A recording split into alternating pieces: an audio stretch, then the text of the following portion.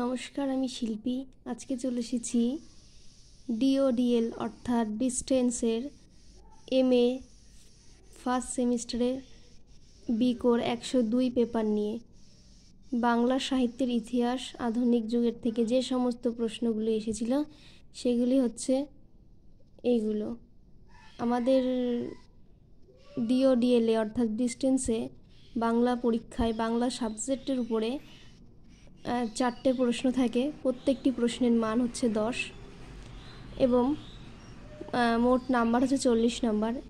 আর প্রত্যেকটা প্রশ্নের প্রত্যেকটা প্রশ্নের একটা অথবা করে দেয়া থাকে। অতএব প্রশ্ন লিখতে হবে 4টি আর টোটাল প্রশ্ন থাকবে 8টি, আর আমাদের লিখতে হবে 4টি। তো এই প্রশ্নগুলো আমরা যদি একটুখানি পড়ে দেখি, তবে 1 নম্বরে কি রয়েছে, বাংলা গদ্য চর্চার সূচনা পূর্বে বিদেশি গদ্য রচয়িতা হয়েও উইলিয়াম কেরির কৃতিত্ব অবিস্মরণীয়। এই উক্তির সপক্ষে কেরি সাহেবের বাংলা গদ্য রচনা সম্পর্কে বিস্তারিত আলোচনা করো। অথবা সমাজ সংস্কার ও ধর্ম প্রচারক হলেও স্বামী বিবেকানন্দের গদ্য চর্চা বাংলা সাহিত্যকে কীভাবে সমৃদ্ধ করেছিল তা নিজের ভাষায় ব্যক্ত করো। 2 নম্বর প্রশ্নের কি রয়েছে, প্রবন্ধ রচনায় প্রমোদ চৌধুরীর কৃতিত্ব আলোচনা করো। অথবা রবীন্দ্র পূর্ব নব্য রোমান্টিক কবিদের কাব্য বৈশিষ্ট্য উল্লেখ করে যে কোনো একজন কবি সম্পর্কে আলোচনা করো।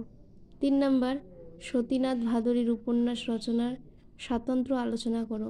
অথবা বিশ্বযুদ্ধোত্তর পর্বে মধ্যবিত্ত নাগরিক মানসিকতার সংকট প্রেমেন্দ্র মিত্রের ছোট গল্প কীভাবে ফুটে উঠেছে তা তথ্য সহকারে বিশ্লেষণ করো।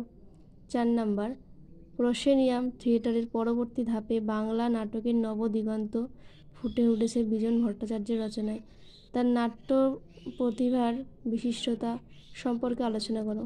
এর অথবা রয়েছে টিকা লিখতে হবে 2টো, সংবাদ কৌমুদী, পথনাটক। এই ছিল এমএ বাংলা সাবজেক্টের উপরে ফার্স্ট সেমিস্টারের কোশ্চেন্স। এই প্রশ্নগুলো লিখতে হবে। আর ভিডিওটা কেমন লাগলো অবশ্যই কমেন্টে জানাবেন। পরবর্তী 103 নাম্বার পরবর্তী ভিডিওতে আসবে।